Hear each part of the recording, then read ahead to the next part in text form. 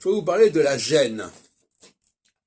La gêne, quand quelqu'un est gêné par quelque chose, comment doit-il se comporter?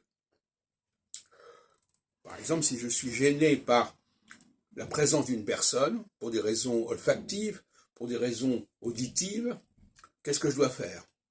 Est-ce que je dois demander à cette personne de s'abstenir?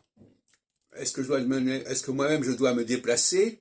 Est-ce que je dois faire des signes de désagrément en me bouchant le nez, en me bouchant les oreilles? Comment ça fonctionne au niveau de la société? Comment gère-t-on sa gêne?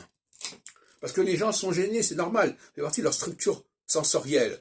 Il y a des choses auxquelles ils sont très sensibles et qui les gênent. Bon.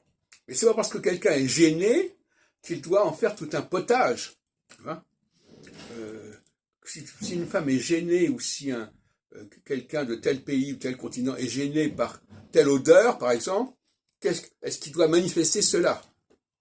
Alors, c'est un problème compliqué, parce qu'en manifestant son hypersensibilité à un certain problème, il se différencie, il se fait remarquer.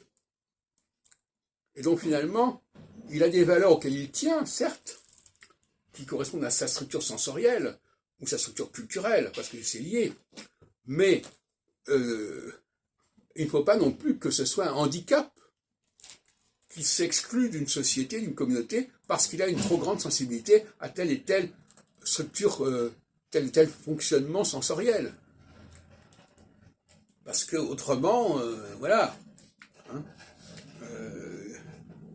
donc la question de la gêne est très importante. Les gens actuellement ne sont pas assez prudents dans leur manifestation de leur gêne.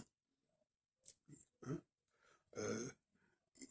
ils ne se rendent pas compte que de cette façon-là, souvent, ils se disqualifient et ils se discréditent, paradoxalement.